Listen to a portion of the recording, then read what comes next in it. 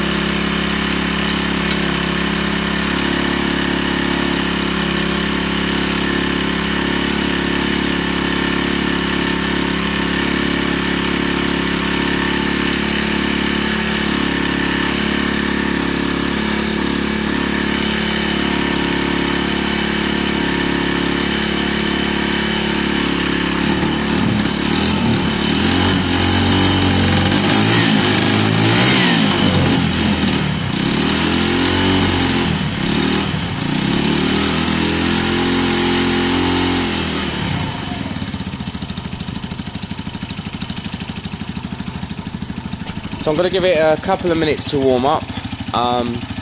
It still feels like it did before, which was a bit weak, but it needs to warm up, literally. So a couple of minutes to warm up. I'll see if it revs at all. At the moment it's not happy on the revs at all. Don't worry about the little bit of smoke you see on the engine. I used some WD on the bolts for the engine. That will burn off in a minute. Yeah, it's okay, but let's see. We need to have throttle response. If we don't have throttle response with this airbox, then there's a simple answer to that. We put the cone back on. It's not difficult. But ideally, I would have preferred to have run the airbox.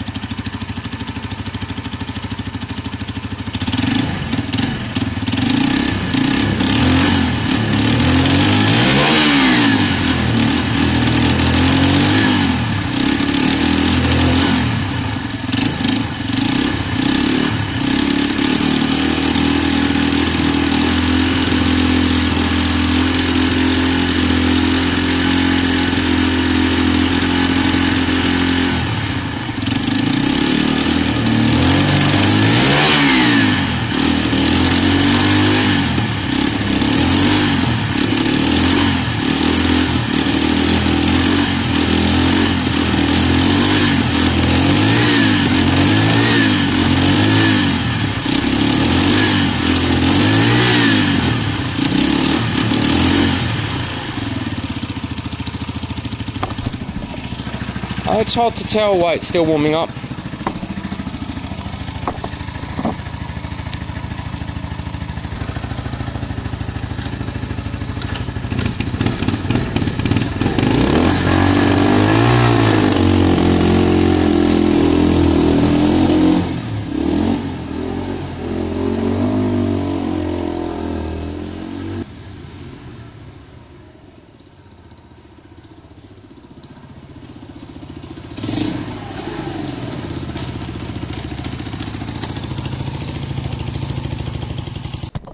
I tweaked the gear change yesterday. It feels much better.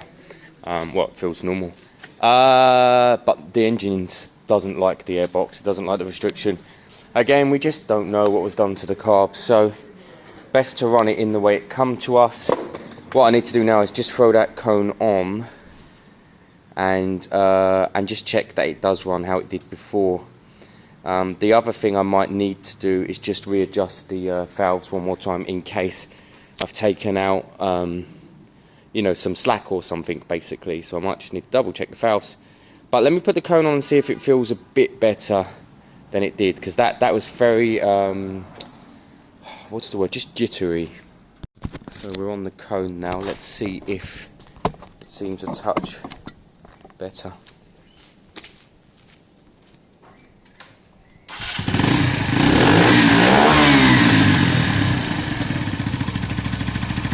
Yeah, you can hear it. It's been jetted for this cone. You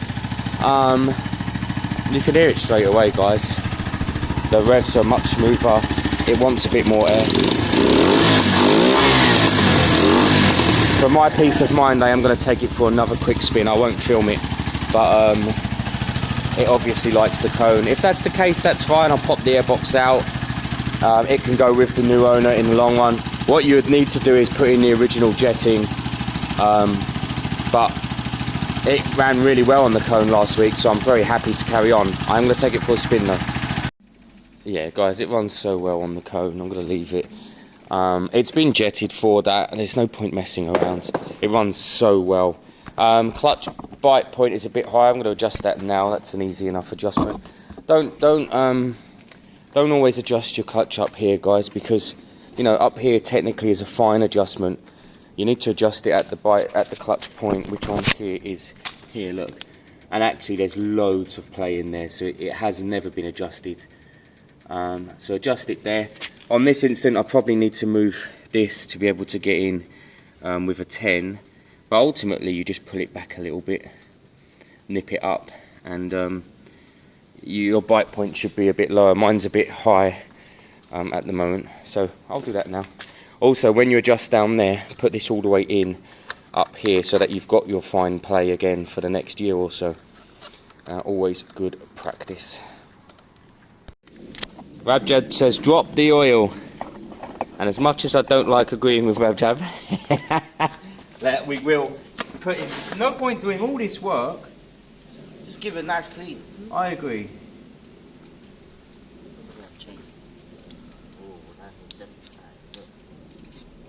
Yeah, I'll pull that back.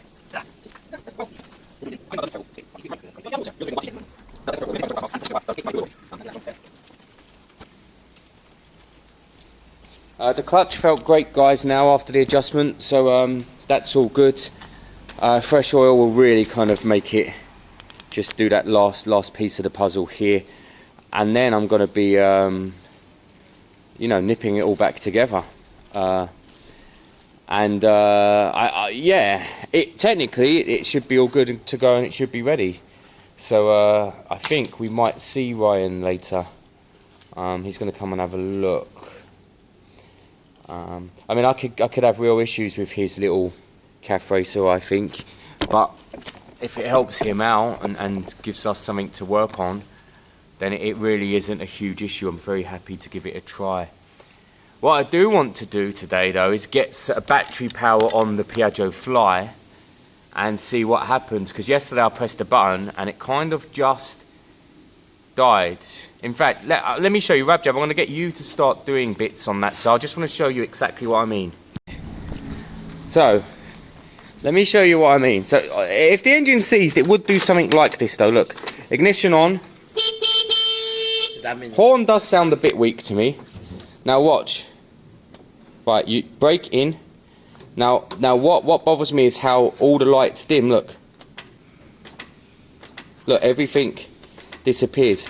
Now that could be, of course, because the it's seized, but that could also be a weak battery.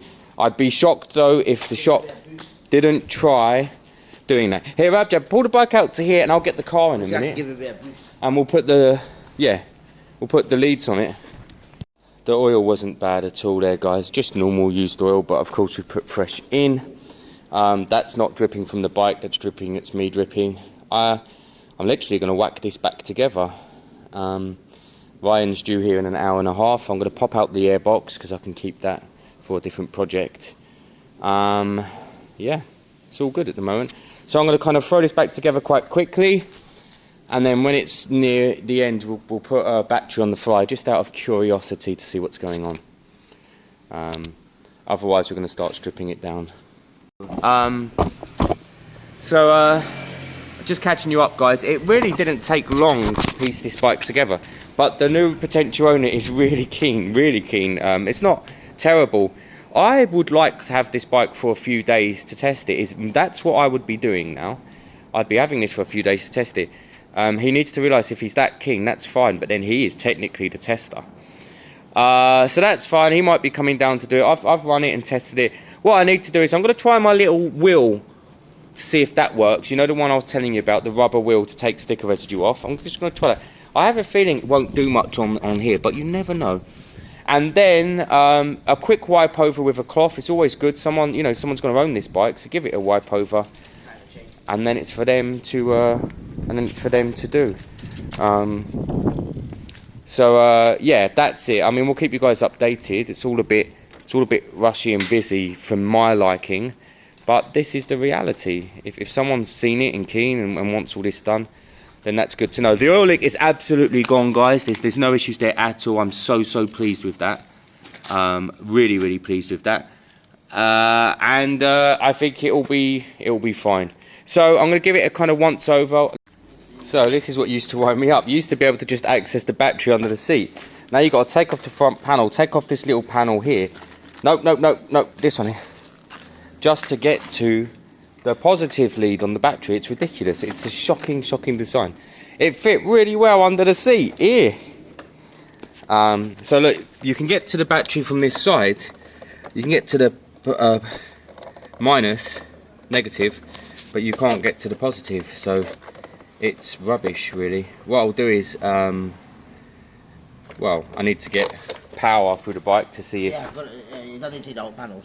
You can get to the power. Yeah. And then let's see. So how loud is the horn now? It all seems a bit weak, but I'll put power from the car onto it. Just get everything, the lights all on. Yeah. Yeah. We'll just let's see. Out of curiosity, let's see. If obviously it's not just underpowered, I'd like to start taking the rear apart. Actually, that's not slang.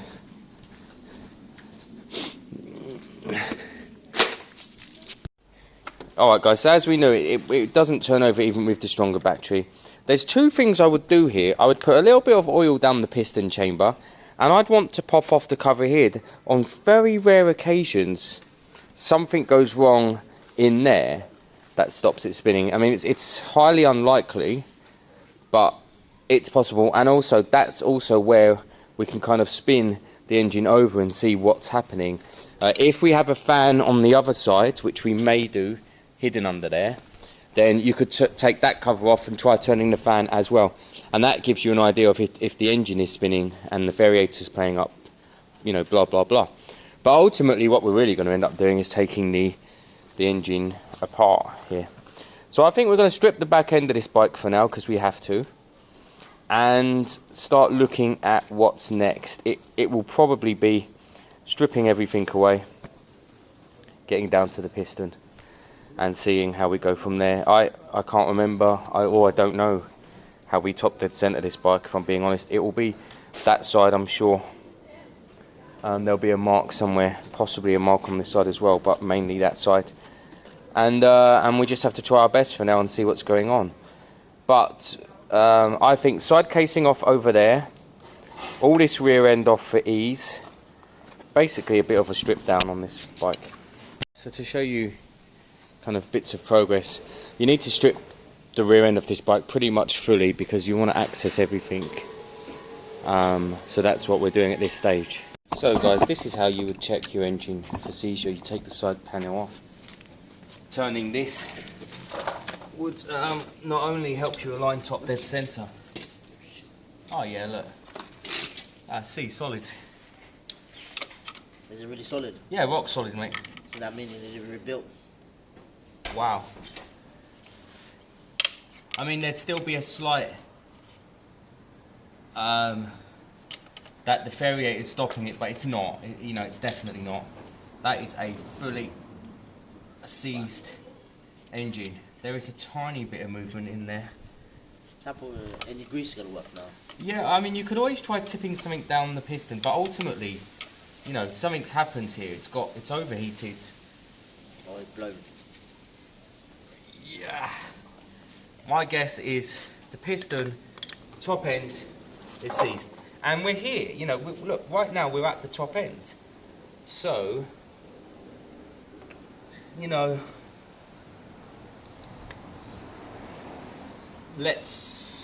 what's really annoying is that I wouldn't know how to set top dead center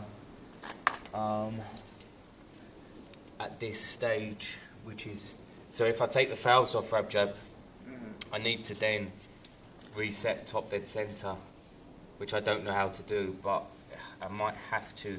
Get manual. Yeah, just basically just figure that out in the end. But for now, we do need to get the cover off. Ideally, we'd be down to the piston. If we can take the piston off, we'll soon see. It basically, if this frees up at any point, then we've found our issue. If I take the piston off and that frees up, then we've got our issue. So, sorry guys, I know your angle's a bit not great there, but we'll pop the front cover off. That's going to get us to the valves, yes? From there's always a bit of a concern with top dead centre, but I think it's something we'll work out, and it's also something you can try. You know, if it's not an interference engine, which I don't think this is, then you can always get it a little bit wrong and try again. There's no huge issues there.